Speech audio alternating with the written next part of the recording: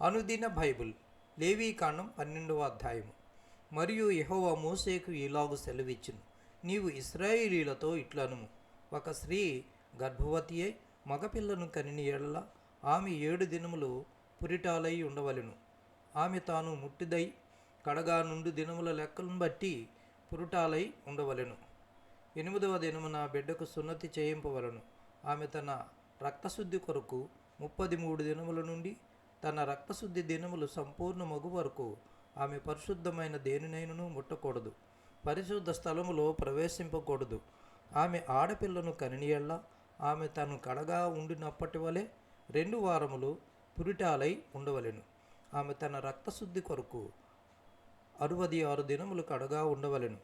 కుమారుని కొరకే కానీ కుమార్తె కొరకే కానీ ఆమె శుద్ధ దినములు సంపూర్తి అయిన తర్వాత ఆమె దహన బలిగా 1 ఏడాది గొర్రెపిల్లను, పాప పరిహారార్థ బలిగా 1 పావురపు పిల్లనైనను, తెల్ల గోవనైనను ప్రత్యక్షపు గుడారం యొక్క ద్వారమునకు యాజకుని యొద్దకు తీసుకుని రావలెను. అతడు యెహోవా సన్నిధిని దానిని అర్పించి ఆమె నిమిత్తము ప్రాయశ్చిత్తము చేయగా ఆమె రక్తస్రావ విషయమై ఆమె పవిత్రపరచబడును. ఇది మగపిల్లను కానీ ఆడపిల్లను కానీ కనిన స్త్రీని గూర్చిన విధి. ఆమె గొర్రెపిల్లను తేజాలని ఎళ్ళ ఆమె 2 తెల్ల గోవలనైనను 2 పావుర పిల్లలనైనను దహన బలిగా 1 దానిని, పాప పరిహారార్థ బలిగా 1 దానిని తీసుకొని రావలెను.